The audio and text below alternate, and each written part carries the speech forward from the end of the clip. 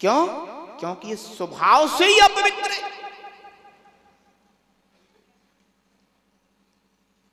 तुम सुबह से लेकर शाम तक नहाते रहो जल से, शुद्ध जल से, तो शाम तक तो तुम्हारा शरीर शुद्ध हो जाएगा, हैं? बोलो, किसी का हुआ हो? नहीं होगा। ध्यान रखना, जैसे ही तुम नहा धो करके बाहर आओगे और तौलिए से पहुंच करके खड़े हो जाओगे और शरीर पसीना निकालना शुरू कर देगा। क्यों? क्योंकि ये शरीर स्वभाव से अपवित्र है, अशुचि है, इसका स्वभाव ही ऐसा है। एक बार शरीर से जो वस्तु स्पर्श हो जाए वह वस्तु भी अपवित्र हो जाती है।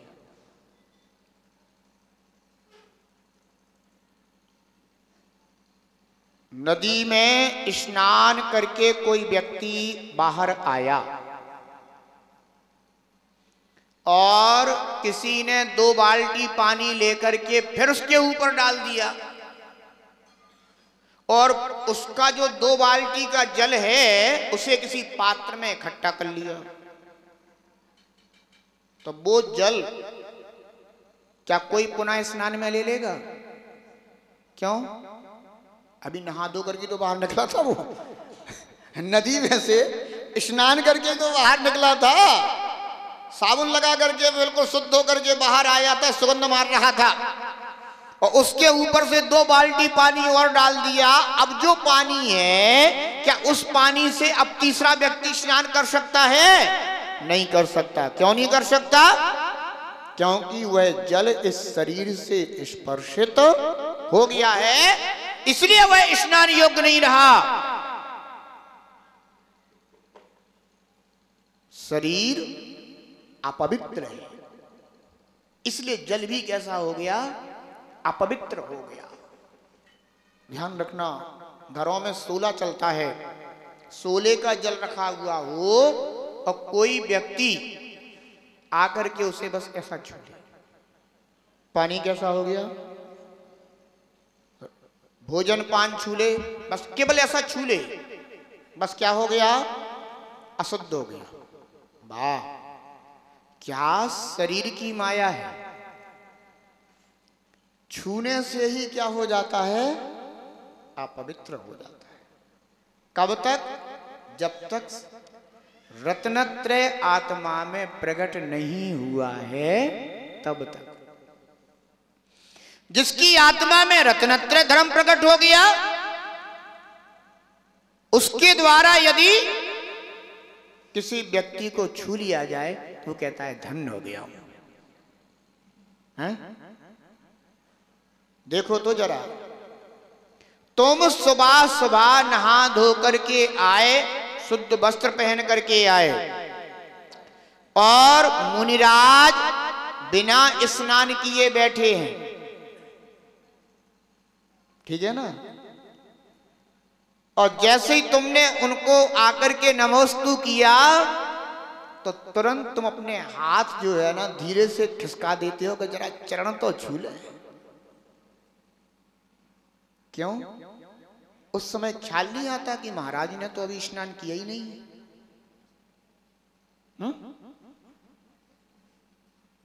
हम जिनने स्नान नहीं किया हम उनको छू लेंगे तो अपवित्र हो जाएंगे, ये ख्याल नहीं आता। उस समय ये ख्याल रहता है कि भगवान आप रत्नत्रय के धारी हैं, इसलिए आप तो सदा काल पवित्र हैं, आपको छूने से हमारी और अधिक शुचिता बढ़ जाएगी। मुनराज ने ऐसा आशीर्वाद दे दिया, शरीर तुम्हारे सिर पे ही हाथ रख दिया तो अपने आप को और अधिक प्रफुल्लित कर लेते हो, आनंद से भर जाते हो। बहुत अच्छा लगा, गुरुदेव ने मुझे आशीर्वाद दे दिया, लेकिन ये भाव नहीं आता कि मैं छुल गया, मैं अशुद्ध हो गया, नहीं, मेरी पवित्रता और बढ़ गई। क्यों? क्योंकि बंधुओं मुनराज के पास रत्नत्रय की पवित्रता है। यही कारण है कि मुनराज कभी स्नान नहीं करते। साधुजन कभी स्नान नहीं करते। क्यों नहीं करते? क्योंकि उनके 28 मूल गुणों में एक मूल गुण है आयस्नान मूल गुण। कभी स्नान नहीं करते, केवल अपनी यथा समय शुद्धि करते। ध्यान रखना, रत्नत्रय शरीर को भी पवित्र कर देता है, और जो रत्नत्रय से रहते हैं वे कितना भी पवित्र वस्तुओं से भी स्नान करें तो भी वे कभी पवित्र नहीं हो पाते। स्वभाव से शरीर अपवित्र है, इसलिए हमें इस शरीर में प्रीति नहीं करना चाहिए। तो इसका तात्पर्य यह भी नहीं है कि शरीर से अप्रीति करना चाहिए ना। जहां राग नहीं तो वहां द्वेष भी नहीं। चिरौंजा बाई को बिल्कुल भी क्रोध नहीं आया, बिल्कुल भी गुस्सा नहीं आई। उन्होंने कहा बेटा कोई बात नहीं, तुमने अगर हमारी साड़ी किसी गरीब माँ को दे दी है तो ये भी बेटा तुमने श्रेष्ठ काम किया है। और अगर आप लोग होते तो कितने गुस्सा होते। हो सकता है कि तो बच्चे पे डांट लगाते, और भी अगर बात आगे माने ज्यादा गुस्सा आ जाता तो दो चार, तुझे तो केवल बर्बादी बर्बादी दिख रही है, न जाने तुम कितनी बातें सुनाते, और उसे जीवन भर याद रहता कि हमने कभी माँ की साड़ी किसी को दी थी। ध्यान रखना बंधुओं, धर्मात्मा का लक्षण यही है कि राग नहीं तो द्वेष भी नहीं। लेकिन अक्सर मैं देखता हूं धर्मात्माओं को बंधुओं कि वे राग को तो जीतना शुरू कर देते हैं, लेकिन द्वेष को अपनाना भी शुरू कर देते हैं।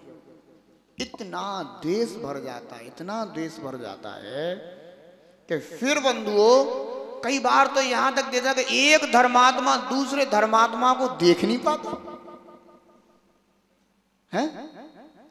वर्तमान में बंधुओं ऐसे ऐसे साधुजन दिखाई देते हैं जिन्हें अपन कहते तो दिगंबर जैन साधु हैं, लेकिन वे साधु के भेष में इतने द्वेष से भरे रहते हैं, इतने द्वेष से भरे रहते हैं कि अगर एक दूसरा साधु आ जाए तो बंधुओं उनमें वात्सल्य नहीं फूटता,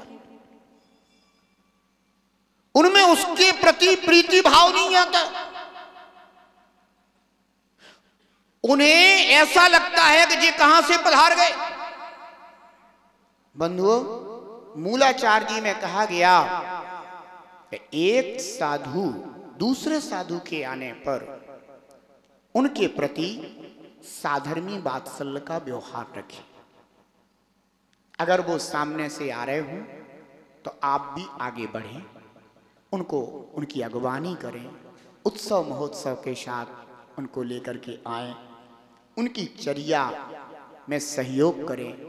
अगर वो कहीं से विहार करते हुए आए हैं, हारे थके हैं, तो उनसे पूछें, उनकी वैयावृत्ति करें, उनकी सेवा करें, और 3 दिन तक एक दूसरे की चर्या की परीक्षा करें।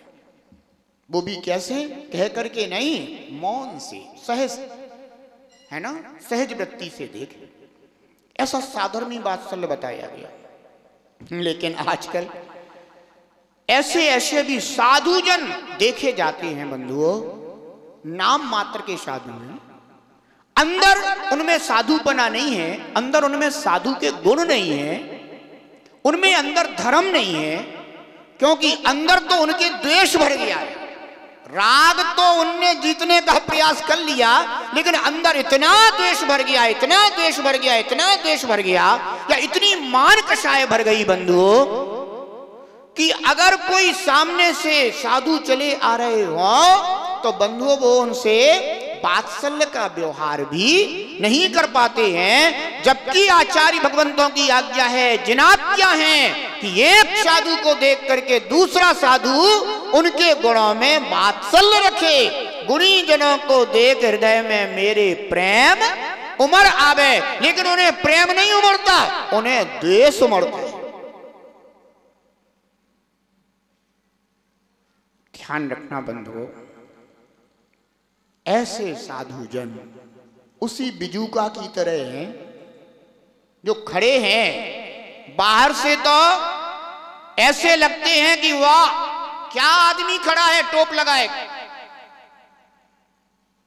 ऐसे ही बाहर से देखने में लगते क्या पिच्ची कमंडलूधारी निर्ग्रंथ मुनिराज, लेकिन बंधुओं पूर्ण रूप से बिजूका है। क्यों? क्योंकि उनमें साधु के जो गुण होना चाहिए बंधुओं, वे उन साधु के गुणों से रहित।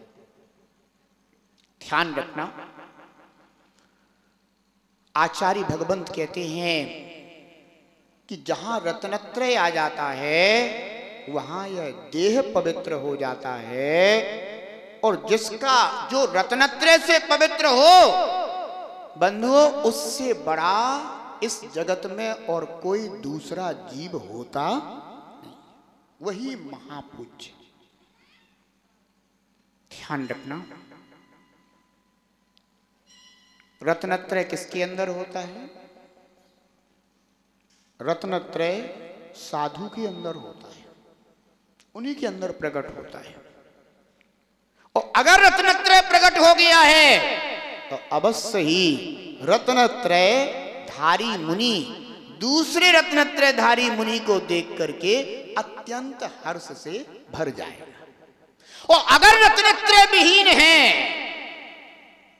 तो बंधुओं सामने से आते हुए साधु को देख करके या तो रास्ता काट जाएगा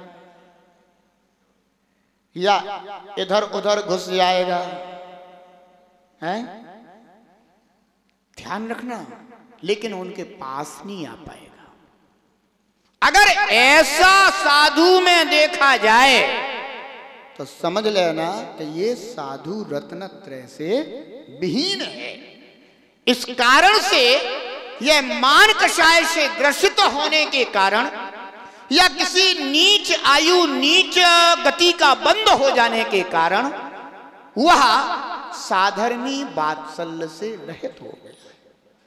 इतना शिष्टाचार तो एक सामान्य मनुष्य जो है ना, वो भी अपने परिवार में रहते हुए पालन करता है।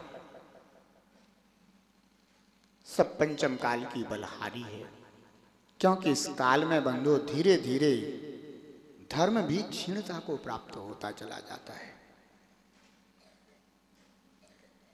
आचार्य भगवंत कहते हैं कि निर्जगुप्सा, ग्लानि मत करो, घृणा मत करो। किसमें? जो रत्नत्रय धारी है।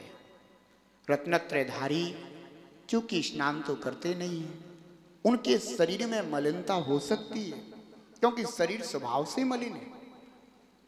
और ऐसे मलिन देहधारी मुनराज को भी अगर देख लिया जाए लेकिन वे रत्नत्रय से युक्त हैं, तो बंधु उनकी सेवा सत्सा करके, उनकी वैयावृत्ति करके, उनके धर्म का पालन करा के, उनके संयम की अनुमोदना करके अपने जीवन को भी पवित्र कर लेना चाहिए। शरीर कांतिमान हो बेई साधु नहीं है, मलिन देह के धारी साधु ही होते हैं।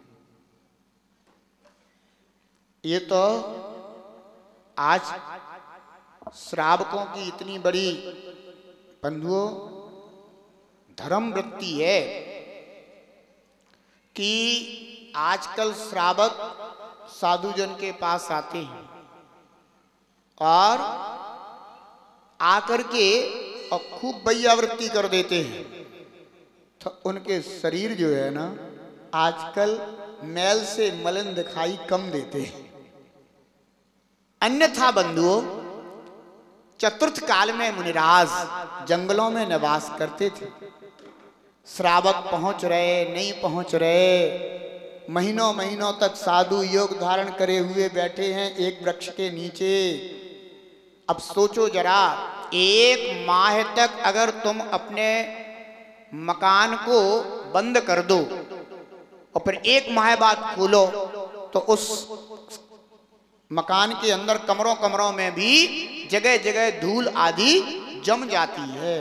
तो जो साधु महाराज माह माह के योग लिए बैठे हैं और बंधुओं, उनकी देह पर भी अनेक प्रकार से, एक तो शरीर स्वभाव से ही मलिन और फिर बहिरंग मलिनता, तो इतनी मलिनता हो जाती है। और ऐसे विरक्त साधु कि वे अपनी मलिनता को अपने हाथ से भी दूर नहीं करते हैं। ऐसी मलिन देह को लेकर के कोई मुनराज आ गए आहारचर्या आदि के लिए अथवा विहार करते हुए निकल रहे हो, तो आचार्य समंत भद्र स्वामी कहते हैं कि ऐसे निर्ग्रंथ तपस्वी वीतरागी श्रमण को देख करके कभी अपने मन में ग्लानि का भाव मत लाना।